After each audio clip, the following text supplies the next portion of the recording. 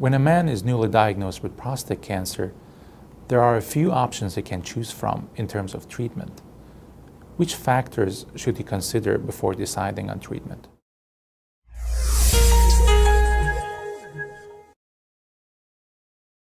The majority of men are diagnosed with what we call localized prostate cancer, meaning the cancer has not spread beyond the gland.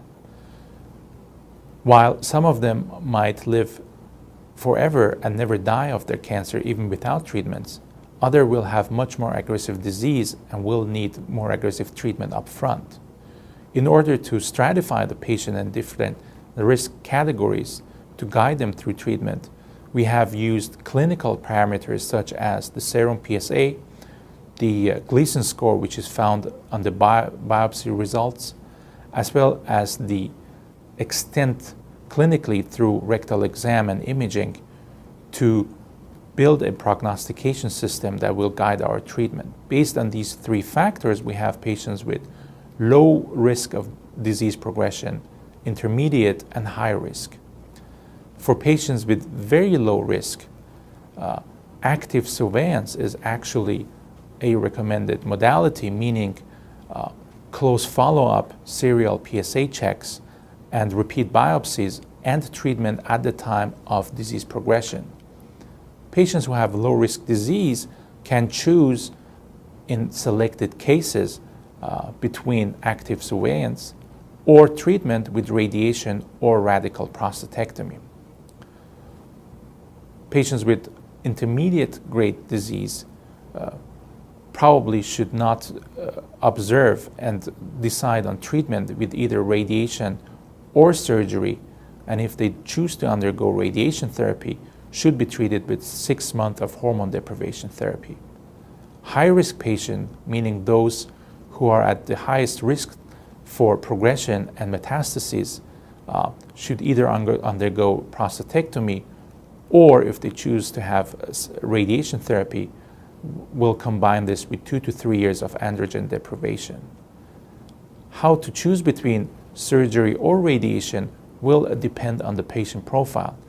If the patient is not a good surgical candidate because of other comorbid conditions he has, such as heart disease, diabetes, or advanced age, then treatment is likely to be radiation with or without hormone deprivation. A younger, fit patient, for example, in his 50s, who has no other medical issues and a very aggressive disease, might probably benefit more from upfront surgery. The side effects associated with radiation and surgery are explained by the technique, and I will explain to you in a second. With surgery, the main goal for quality of life is to try to preserve the nerve bundles that mediate sexual function. So for the surgeon who performs this procedure, the question is, can I preserve the nerve bundle safely, meaning without leaving any disease behind? This should be discussed with the patient prior to the procedure. Based on the risk level, the surgery will also entail removal of lymph nodes in the pelvis, which might cause some problems down the road, such as edema. If the so-called urinary sphincter muscle is affected during the surgery, the patient might suffer from incontinence after the surgery.